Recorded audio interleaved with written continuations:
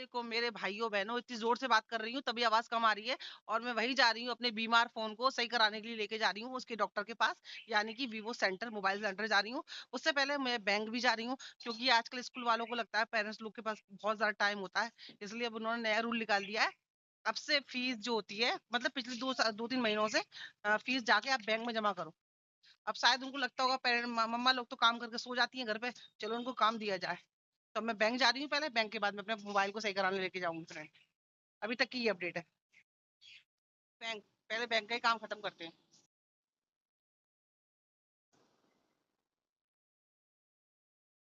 नीले सोफे पे बैठ जाती हूँ, साथ वहां पर काउंटर पे गया है फीस जमा करने के लिए, और बैंक के जो छोटे मोटे काम होते हैं साथ कर लेता है, अपनी फीस भी जमा कर लेता है वो। तो अल्लाह का शुक्र है, मेरे से ज्यादा साथ को नॉलेज है बैंक के कामों की। तो वहां पर लाइन में लगा है, अपनी फीस जमा कर रहा है। मैं यहाँ बैठ गई हूँ नीले सोफे पे। बैंक का काम खत्म कर लिया था, साथ की फीस भी जमा कर दी थी। उसके बाद मैं और साथ पहुंच गए थे वीवो सेंटर। साथ वहां आराम कर रहा है। 2.5 घंटे लग गए मुझे सेंटर से बाहर निकलने में। 2.5 घंटे बाद फाइनली मेरा फोन ठीक हो गया। इतनी खतरनाक।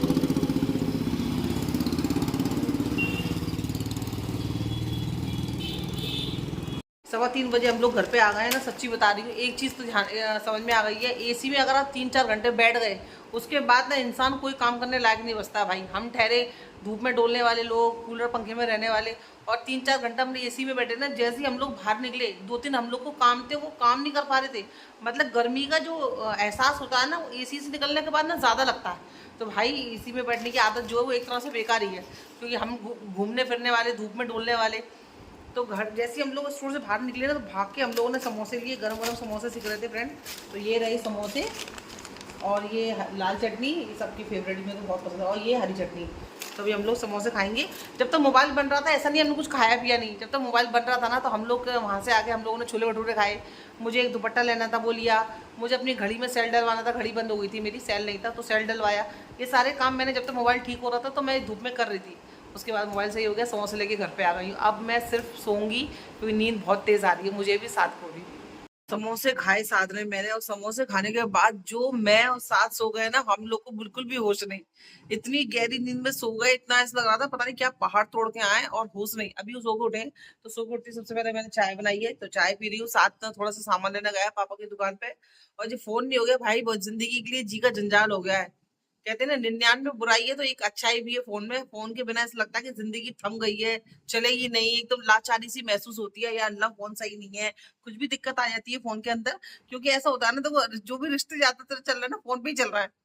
हस्बैंड वाइफ सुबह, शौहर सुबह काम पे जाता है तो दिन में 10 फोन अपनी बीवी को कर लेता है, क्या बना रहे हो, खाने में क्या है आज, ये बात वो बात। या जैसे कि सोहेल परदेश में है, किसी की औलाद परदेश में होती है, तो फोन के जरिए, वीडियो कॉल के जरिए एक दूसरे को देख लेते हैं, तसल्ली आ जाती है कि चलो सब खैरियत है, बेहतर है।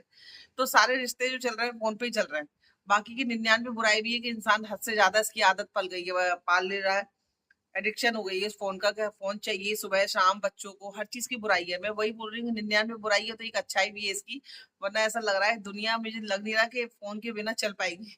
और एकदम से माइंड पूरा डिस्टर्ब हो जाता है, फोन खराब हो जाता है तो बस चलो, मेरा फोन तो सही हो गया। और बस यही है कि चलो, क्या कर सकते हैं, इसकी आदत छूटने वाली भी नहीं है, और इसके बिना काम चलने वाला भी नहीं है, ये बात तो पक्की है। और बात करते करते मुझे कुछ सवाल आ गए, जो कि कुछ लोगों ने सवाल मुझसे पूछे हैं पुरानी वीडियो में, कि चैनल मोनेटाइज हो गया, इनकम आ गई, कितनी पहली सैलरी आई है, कितना पैसा है। देखो मैं, ये चीज आपके सवाल है ना, ये चीज सेम मेरे सवाल होते थे। जब हम लोग दूसरे लोग, हमारा चैनल मोनेटाइज नहीं होता है, तो हमें ऐसा लगता है चैनल मोनेटाइज हो जाएगा ना, तुरंत पैसे आने लगते हैं। ऐसा हम लोग सोचते थे। और क्योंकि बहुत सारे लोग ना, क्रिएटर जो होते हैं ना, जो हम लोग को बताते हैं बहुत सारी चीजें, हम उनको सीखते हैं उनसे, वो खुल के कुछ नहीं बताते, वो मोटा मोटा लमसम ये वो ऐसा करके बता देते हैं, तो कितनी सारी बातें तो माइंड के अंदर जाती ही नहीं है, क्योंकि हम लोग नए यूट्यूबर होते हैं, हमें कुछ समझ में तो आता नहीं है। तो वो कुछ इतनी सारी चीजें इन्फॉर्मेशन देते हैं कि कुछ तो हमारे पल्ले पड़ता ही नहीं है। वो ये नहीं बोलते कि देखो आपको 10 चैनल मोनेटाइज होने के बाद भी ना आपको जद्दोजहद करनी है। पुराने जितने भी हमने वीडियो बनाए ना, हमें उसका उसका पैसा नहीं काउंट होगा अभी फिलहाल। पहले हमें नई चैनल मोनेटाइज होने के बाद हमें दोबारा से जो नई वीडियो डालेंगे ना, जैसे कि हमारा चैनल मोनेटाइज हो गया, आज आपका चैनल मोनेटाइज हो गया, मैं आपको साफ बता रही हूँ जो मेरे संग हो रहा है, जो मुझे अब पता चल रहा है, जो कि मेरे को इतने सालों से नहीं पता था। जैसे कि समझ लो मेरा चैनल, ये आज, समझ लो आप, आज मोनेटाइज हो गया, ठीक है।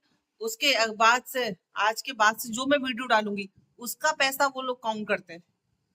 और $10 बनाने पड़ते हैं जब आपका पिन आता है। $10 बनाने के लिए भी ऐसा नहीं $1 बन गया, $2 बन गए, $3 बन गए, चलो $10 बन जाएंगे, नहीं।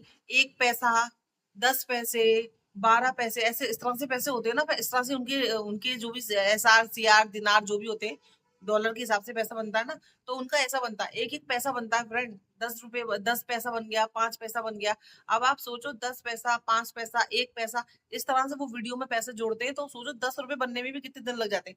भाई किसी किसी के जल्दी भी बन जाते होंगे, मेरे तो बहुत टाइम लग रहा है अभी। मतलब 1 पैसा, 16 पैसे, 15 पैसे, इस तरह से पैसा बनते हैं फ्रेंड।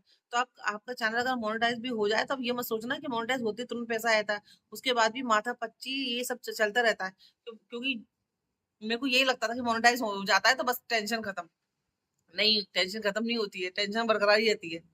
जब तक आपका पैसा नहीं आ जाएगा ना, बहुत सारे पड़ाव रहते हैं लोग के, ये करो, ये करो, ये करो। तो फिलहाल तो चलो यही है, मैं आपको बता देती हूँ, मोनेटाइजेशन के बाद पैसा नहीं आता है। आपको फिर से एक टारगेट दे दिया जाता है। हाँ, वो जो वॉच टाइम का क्राइटेरिया होता है वो आपने पूरा कर लिया, तो फिर वो सब हट जाता है। चलो, अब वॉच टाइम पूरा नहीं करना, अब सब्सक्राइबर पूरे नहीं करने, वो सब खत्म हो जाता है। फिर ये नई डायरी स्टार्ट हो जाती है, समझ रहे हो आप। नया एक क्राइटेरिया स्टार्ट हो जाता है $10 का, जो कि आपको, चाहे वो आपको महीने में हो, 2 महीने में हो, 3 महीने में हो, कभी भी हो, अल्लाह ही बेहतर जानता है। वो अब होता किस तरह से, 1 पैसा, 2 पैसा, 1 रुपया नहीं, 10 रुपए, अगर 10 दिन में 1-1 रुपए हो जाए तो हो जाए। एक 10, 20, 20 पैसे जोड़ते हैं, वो बहुत टाइम लगता है ऐसा। तो भैया मेरे साथ तो यही हो रहा है। तो मैं आपको बता देती हूँ, आप ये मत सोचना अगर आपको चैनल मोनेटाइज होता है तो ये सब चीजों को, बातों को ध्यान रखना है, क्योंकि बहुत सारे क्रिएटर होते हैं ना, वो बहुत मोटी मोटी चीजें बता देते हैं, मेन मेन चीजें नहीं बताते हैं।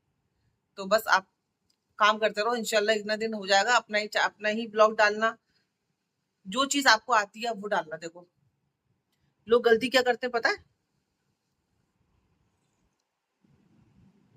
लोग गलती ये करते हैं कि दूसरों की चीजों को देख के काम करने लगते हैं। अच्छा, ये कुकिंग कर रही है तो मैं भी कुकिंग कर लेती हूँ। अच्छा, ये फैशन का काम कर रही है, कपड़े बता रही है, तो मैं भी कर लेती हूँ। आप दूसरों को, आगे ये गाना गा रही है तो आपने भी गाना गा लिया, ऐसा नहीं करना है। आपको जो काम आता है, जिसमें आप अच्छे हो, एक्सपर्ट हो, आपको वही लेके वीडियो बनाने। एक ही चीज को पकड़ना है, ऐसा नहीं बीच बीच में आप चीजों को बदल दो।